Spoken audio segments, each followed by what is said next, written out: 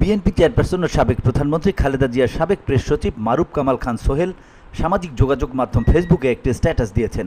পোস্টে তিনি বিএনপি মহাসচিব মির্জা ফখরুলের লন্ডন সফর, চিকিৎসার জন্য খালেদা জিয়ার বিদেশে যাওয়া এবং তার আগে সেনাপ্রধানের সাথে সাক্ষাৎ নিয়ে কথা বলেছেন। প্রসঙ্গ দুটিকে তিনি রসিকতা করে গুজব বলে উল্লেখ করেছেন। দর্শকদের জন্য পোস্টটি হুবহু তুলে ধরা হলো। দেখতেই তো পাচ্ছি, সত্য ও তথ্যের চাইতে গুজবের ক্ষমতা অনেক বেশি।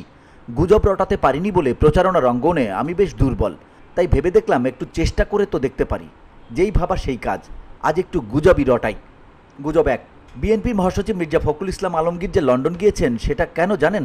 শোনেন তাহলে। নির্বাচন ও সংস্কারের সময়সীমা ও আরও কিছু গুরুত্বপূর্ণ ব্যাপার নিয়ে ডক্টর ইউনূসের অন্তর্বর্তী সরকার কিছু সিদ্ধান্ত নিতে চায়। এই সিদ্ধান্তগুলো চূড়ান্ত করার আগে তারা বিএনপির মতামত জানাটা দরকার মনে করছে। রাজি থাকলে বিএনপিকে অন্তর্বর্তী সরকার তাদের পরিকল্পনায় অনবোর্ড করতে চায়। এসব পরিকল্পনা সংক্রান্ত সরকারের প্রস্তাব নিয়ে বিএনপির ভারপ্রাপ্ত চেয়ারম্যান তারেক রহমানের সঙ্গে আলোচনা করতে ও সিদ্ধান্ত জানতেই মির্জা সাহেবের এই লন্ডন মিশন। গুজব দুই, উন্নত চিকিৎসার জন্য দেশের বাইরে যাবার আগেই সাবেক প্রধানমন্ত্রী বেগম খালেদা জিয়ার সঙ্গে সৌজন্য সাক্ষাৎ করবেন সেনাবাহিনী প্রধান জেনারেল ওয়াকারুজ্জামান। এখন বেগম জিয়া ও তার সম্ভাব্য সফরসঙ্গীদের প্রস্তুতি চলছে। যুক্তরাষ্ট্রের ভিসার জন্য আবেদন করা হয়েছে। লন্ডন হয়ে চিকিৎসার্থে বেগম জিয়া যুক্তরাষ্ট্রে যাবার সম্ভাবনাই বেশি। সব কিছু ঠিক থাকলে চলতি মাসের তৃতীয় সপ্তাহে তিনি যাত্রা করবেন। কাতার সরকার এই যাত্রায় বাংলাদেশের সাবেক প্রধানমন্ত্রীর জন্য ঢাকা লন্ডন এয়ার অ্যাম্বুলেন্সের যোগান দিতে রাজি হয়েছে। এই সফরের আগেই জেনারেল ওয়াকার দেখা করবেন বেগম জিয়ার সঙ্গে।